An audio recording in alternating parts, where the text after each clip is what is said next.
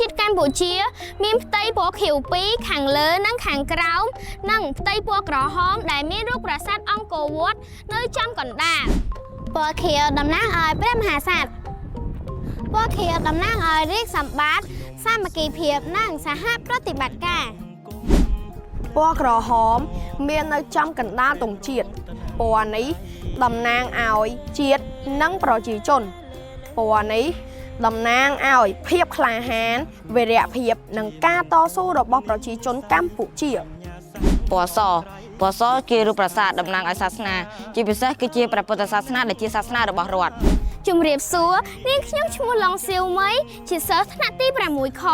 តំណាងឲ្យសិស្សានុសិស្សនៃសាលាបញ្ញាសាស្ត្រអន្តរជាតិសូមគោរពដល់វីរៈកងទ័ពជួរមុខទាំងអស់ដែលកំពុងឈរជើងការពារមាតុភូមិសូមឲ្យមានសុខភាពល្អ